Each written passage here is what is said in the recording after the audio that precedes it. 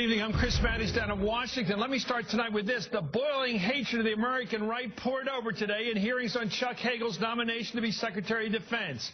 Hatred, pure and simple, seeped from the mouths of John McCain and Lindsey Graham as they slashed away at war hero Hagel.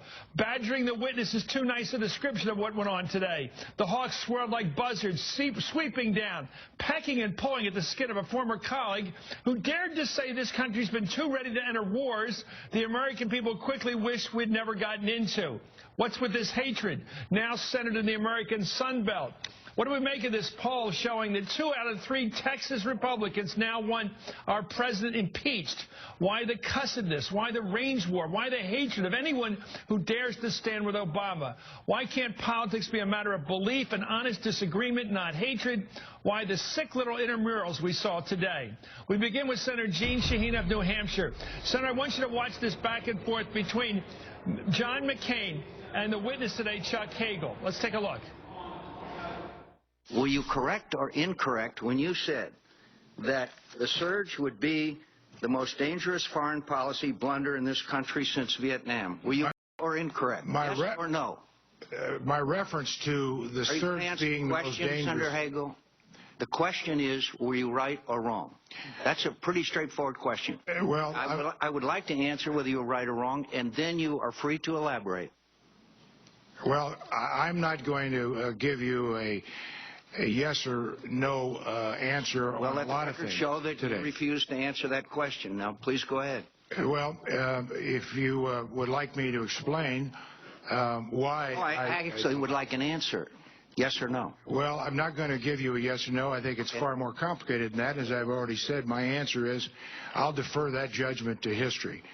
As to the comment I made about the most dangerous foreign policy decision since Vietnam was about not just the surge, but the overall war of choice going into Iraq. I think history has already made a judgment about the surge, sir, and you're on the wrong side of it.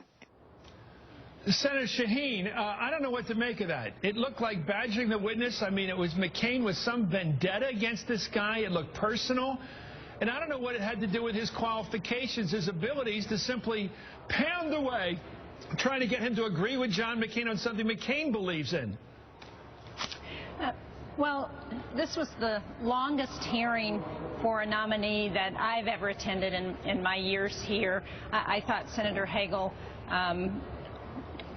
answered forthrightly as he could all of the really tough questions that were in front of him. And, you know, I would hope that we could all be respectful and be willing to give the witness an opportunity to answer when there are serious questions. I was pleased to hear Senator Hagel.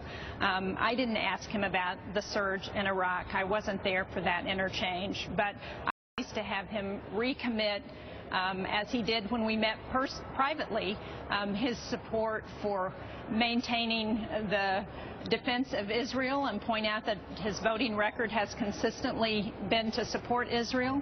I was pleased to hear him talk about Iran and his support for international sanctions and the president's position on Iran. So I think he is, and this hearing is still going on, I think he's been trying to be very forthright and responsive to all the questions that have been asked by the committee members. Well, it seems like a rearguard action here on the Vietnam War. A few minutes later, in the very hearings I was showing you there, Chuck Hagel returned to the topic of the surge in Iraq and gave a more thoughtful response, a more complete one, but much more emotional. It related to his decision-making in his time, as McCain had time there, too, in Vietnam. Let's watch. I saw it from the bottom. I saw what happens. I saw the consequences and the suffering and the horror of war. So I did question a surge. It wasn't an aberration to me ever. I always ask the question, is this going to be worth the sacrifice? Because there will be sacrifice. In the surge case in Iraq, we lost almost 1,200 dead Americans during that surge, and thousands of wounded. Now, was it required? Was it necessary? Senator McCain has his own opinion on that, shared by others. I'm not sure. I'm not that certain that it was required. Senator Shaheen, we've had so many wars recently, some of them bite-sized, but they always involve casualties. Vietnam, Grenada, Somalia, Iraq again, Afghanistan, Iran maybe, Libya to some extent. Now McCain's pushing us to go into Syria.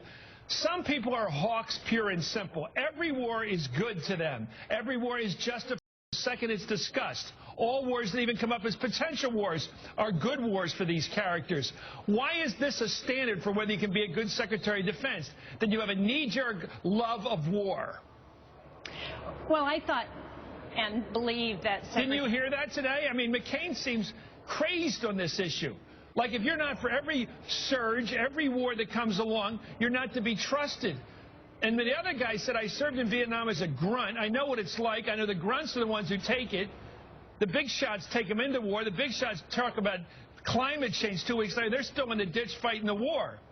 Your thoughts? Well, and I think it will be good to have somebody with Senator Hagel's perspective on war, somebody who understands that sometimes we have to go to war because there aren't any other alternatives, and we've got to defend our values, but who also understands the horrible consequences of war. And certainly Senator Hagel does that as the former enlisted man who was got 2 Purple Hearts in Vietnam. He knows what the human fallout is from war, and I think that's a perspective that it's important to have. And you know, I think it's unfortunate to impugn people's motives. I agree.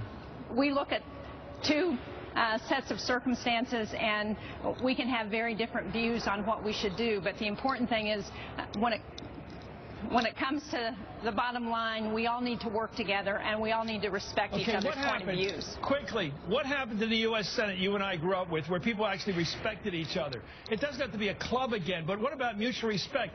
This rat pack attack on people, led by the so-called amigos, McCain and Lindsey, it looks personal as hell.